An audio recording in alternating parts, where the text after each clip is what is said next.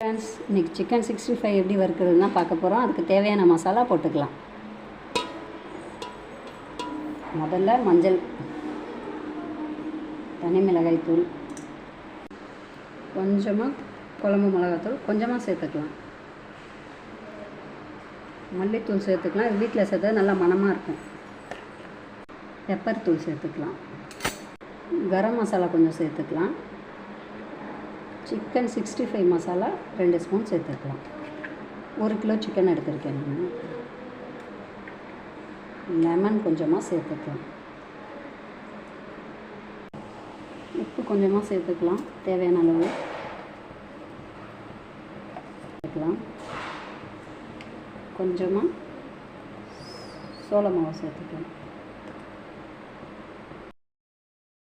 பாருங்கள் ஃப்ரெண்ட்ஸ், இந்த அளவுக்கு திக்காக நம்ம மசாலாவை சேர்த்துக்கணும். அப்போ தான் கறியில் ஒட்டி எண்ணெயில் போடும் போது பிரியாமல் இருக்கும்.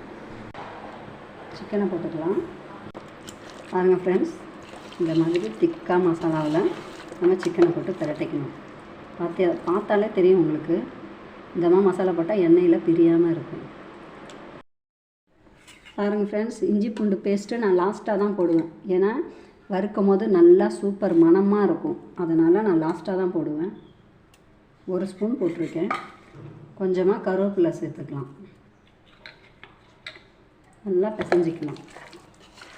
பாருங்கள் ஃப்ரெண்ட்ஸ், இது ஒரு 1/4 மணி நேரம் ஊறட்டும், நம்ம வறுத்துக்கலாம். பாருங்கள் ஃப்ரெண்ட்ஸ், எண்ணெய் சூடாகிடுச்சு. சிக்கன் பக்கோடா போட்டுக்கலாம்.